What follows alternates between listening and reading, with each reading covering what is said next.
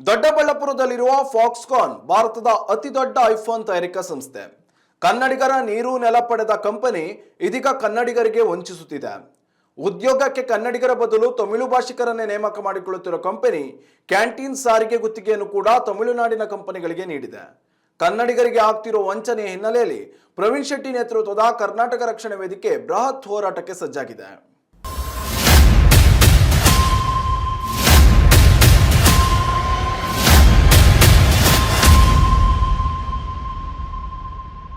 Foxconn ಭಾರತದಲ್ಲಿ iPhone ತಯಾರಿಸ್ತಾ ಇರೋ company. ದೊಡ್ಡಬಳ್ಳಾಪುರದಲ್ಲಿ 100 ಎಕರೆ ಜಾಗವನ್ನ ಕನ್ನಡಿಗರು ಈ ಕಂಪನಿಗಾಗಿ ನೀಡಿದ್ದಾರೆ. ರೈತರು ತಮ್ಮ ಫಲವತ್ತಾದ ಕೃಷಿ ಭೂಮಿಯನ್ನೇ ತ್ಯಾಗ ಮಾಡಿದ್ದಾರೆ. ಆದರೆ ಕನ್ನಡಿಗರಿಗೆ ಉದ್ಯೋಗದ ಭರವಸೆ ನೀಡಿದ್ದ ಕಂಪನಿ ಇದೀಗ ತಮಿಳು ಭಾಷಿಕರನ್ನೇ ಹೆಚ್ಚಾಗಿ ಮಣೆ ಹಾಕ್ತಿದೆ. ಕಳೆದ ಅಕ್ಟೋಬರ್ ತಿಂಗಳಿನಲ್ಲಿ ಕಂಪನಿ ನಡೆಸುತ್ತಿರುವ ವಂಚನೆಯ ಹಿನ್ನೆಲೆಯಲ್ಲಿ ಪ್ರವೀಣ್ ಶೆಟ್ಟಿ ನೇತೃತ್ವದ ಕರ್ನಾಟಕ ರಕ್ಷಣಾ ವೇದಿಕೆಯ ಕಾರ್ಯಕರ್ತರು ಸಾಂಕೇತಿಕವಾಗಿ ಪ್ರತಿಭಟನೆ ನಡೆಸಿ ಎಚ್ಚರಿಕೆ ನೀಡಿದ್ದರು. ಆದರೆ ಕಂಪನಿಯ ಪ್ರಮುಖ ಹುದ್ದೆಯಲ್ಲಿರುವ ತಮಿಳುನಾಡು ಮೂಲದ ನೌಕರರು ತಮ್ಮ ಹಳೆ ಚಾಳಿಯನ್ನೇ ಮುಂದುವರಿಸಿದ್ದಾರೆ. ಫಾಕ್ಸ್ಕಾನ್ ಆಡಳಿತ ಮಂಡಳಿ ಸ್ಥಳೀಯರ ಜೊತೆಗೆ ಕನ್ನಡಿಗರಿಗೆ ಹೆಚ್ಚಿನ ಪ್ರಮಾಣದಲ್ಲಿ ಉದ್ಯೋಗ ನೀಡುವ ಭರವಸೆ ನೀಡಿತ್ತು. ಆದರೆ ಇದೀಗ ಕನ್ನಡಿಗರಿಗೆ ನೌಕರಿಯನ್ನು ನೀಡ್ತಿಲ್ಲ, ಬದಲಾಗಿ ಕ್ಯಾಂಟೀನ್, ಸಾರಿಗೆ ಸೌಲಭ್ಯಕ್ಕೆ ತಮಿಳುನಾಡಿನ ಕಂಪನಿಗಳ ಜೊತೆಗೆ ಒಪ್ಪಂದ ಮಾಡಿಕೊಂಡಿದೆ ಎಂದು ಕರವೇ ರಾಜ್ಯಾಧ್ಯಕ್ಷರಾದ ಪ್ರವೀಣ್ ಕುಮಾರ್ ಶೆಟ್ಟಿ ಅವರು ಆರೋಪಿಸಿದ್ದಾರೆ.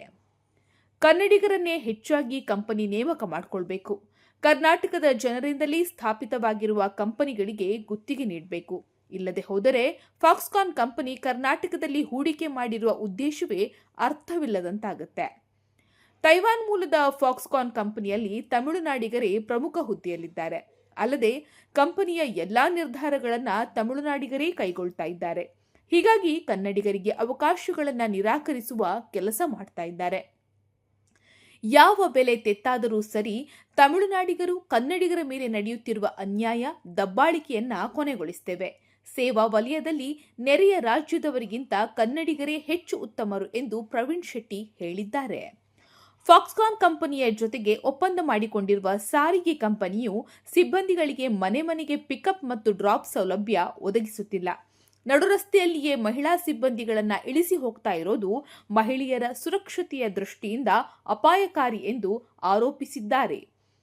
ಒಂದೊಮ್ಮೆ ಮಹಿಳಾ ಸಿಬ್ಬಂದಿಗಳನ್ನು ನಡುರಸ್ತೆಯಲ್ಲೇ ಇಳಿಸಿ ಹೋಗುವಾಗ ಯಾವುದೇ ಅಹಿತಕರ ಘಟನೆ ಸಂಭವಿಸಿದಲ್ಲಿ ಅದು ಕರ್ನಾಟಕಕ್ಕೆ ಅಪಖ್ಯಾತಿ ತರುತ್ತೆ. ಮಹಿಳಾ ಸಿಬ್ಬಂದಿಗಳಿಗೆ ಮನೆ ಮನೆಗೆ ಪಿಕಪ್ ಹಾಗೂ ಡ್ರಾಪ್ ಸೌಲಭ್ಯ ನೀಡದೇ ಇರುವುದಕ್ಕೆ ಟ್ರಾನ್ಸ್ಪೋರ್ಟ್ ಮ್ಯಾನೇಜರ್ ಪ್ರಭಾಕರನ್ ನೇರ ಕಾರಣ ಎಂದು ಪ್ರವೀಣ್ ಶೆಟ್ಟಿ ಆರೋಪಿಸಿದ್ದಾರೆ. ಕರವೆಯಿಂದ ಬೃಹತ್ ಪ್ರತಿಭಟನೆ. ಒಂದು ಬಾರಿ ಸಾಂಕೇತಿಕವಾಗಿ ಪ್ರತಿಭಟನೆ ನಡೆಸಿ ಎಚ್ಚರಿಕೆ ನೀಡಿದ್ದರೂ ಕೂಡ ಕನ್ನಡಿಗರ ಮೇಲಿನ ದಬ್ಬಾಳಿಕೆಯನ್ನ ನಿಲ್ಲಿಸಿದ ಫಾಕ್ಸ್ಕಾನ್ ಕಂಪನಿಯ ವಿರುದ್ಧ ಕರವೇ ಬೃಹತ್ ಶಕ್ತಿ ಪ್ರದರ್ಶನಕ್ಕೆ ಮುಂದಾಗಿದೆ. ಕಂಪನಿಯು ತಮಿಳುನಾಡಿಗರಿಗೆ ಮಣೆ ಹಾಕುವುದನ್ನ ನಿಲ್ಲಿಸಿ ಕನ್ನಡಿಗರಿಗೆ ಅವಕಾಶ ಒದಗಿಸುವವರೆಗೆ ಕರ್ನಾಟಕ ರಕ್ಷಣಾ ವೇದಿಕೆ ಹಿಂದೆ ಸರಿಯುವುದಿಲ್ಲ ಎಂದಿದೆ. ಭ್ರೂಣ ಹತ್ಯೆ ಸಂಕಷ್ಟಕ್ಕೆ ಸಿಲುಕಿದ ಫಾಕ್ಸ್ಕಾನ್. ಒಂದೆಡೆ ಕನ್ನಡಿಗರಿಗೆ ಕಂಪನಿ ದೌರ್ಜನ್ಯ ಎಸಗ್ತಾ ಇದ್ರೆ, ಮತ್ತೊಂದೆಡೆಯಲ್ಲಿ ಭ್ರೂಣ ಹತ್ಯೆ ಪ್ರಕರಣಕ್ಕೆ ಸಂಬಂಧಿಸಿದಂತೆ ಸೂಲಿಬೆಲೆ ಪೊಲೀಸರು ಇತ್ತೀಚೆಗೆ ಕಂಪನಿಗೆ ನೋಟಿಸ್ ನೀಡಿದ್ದಾರೆ. ಫಾಕ್ಸ್ಕಾನ್ ಮುಖ್ಯಸ್ಥ ಅರುಣ್ ಅವರಿಗೆ ಪೊಲೀಸರು ನೀಡಿರುವ ನೋಟಿಸ್ನಲ್ಲಿ ಕಂಪನಿಯು 2100 ಉದ್ಯೋಗಿಗಳ ವಿವರಗಳನ್ನು ಕೋರಿದ್ದಾರೆ. ಭ್ರೂಣ ಹತ್ಯೆ ಪ್ರಕರಣವನ್ನು ಗಂಭೀರವಾಗಿ ಪರಿಗಣಿಸಿರುವ ಸೂಲಿಬೆಲೆ ಪೊಲೀಸರು ಪ್ರಕರಣದ ತನಿಖೆಯನ್ನ ಚುರುಕುಗೊಳಿಸಿದ್ದಾರೆ.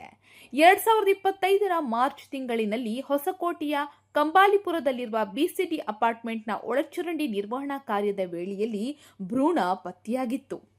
ಇದೇ ಅಪಾರ್ಟ್ಮೆಂಟ್ನಲ್ಲಿ ಫಾಕ್ಸ್ಕಾನ್ ಕಂಪನಿಯ ಮಹಿಳಾ ಉದ್ಯೋಗಿಗಳಿಗೆ ವಸತಿ ಸೌಕರ್ಯವನ್ನ ಒದಗಿಸಲಾಗಿತ್ತು. ಪೊಲೀಸರ ತನಿಖೆಯಲ್ಲಿ ಪತ್ತೆಯಾಗಿರುವುದು ಗಂಡು ಭ್ರೂಣ ಅನ್ನೋದು ದೃಢಪಟ್ಟಿತ್ತು. ಈ ಹಿನ್ನೆಲೆಯಲ್ಲಿ ಪ್ರಕರಣ ದಾಖಲಿಸಿಕೊಂಡಿರುವ ಸೂಲಿಬೆಲೆ ಪೊಲೀಸರು ಮಾರ್ಚ್ನಲ್ಲಿ ಕಂಪನಿಗೆ ನೋಟಿಸ್ ಜಾರಿ ಮಾಡಿದ್ದಾರೆ. ಆದರೆ ಬಿಸಿಡಿ ಮೇಲ್ವಿಚಾರಕರು ಫಾಕ್ಸ್ಕಾನ್ನಿಂದ ನೇರವಾಗಿ ಮಾಹಿತಿ ಪಡೆಯಬೇಕೆಂದು ವಿನಂತಿಸಿದರು.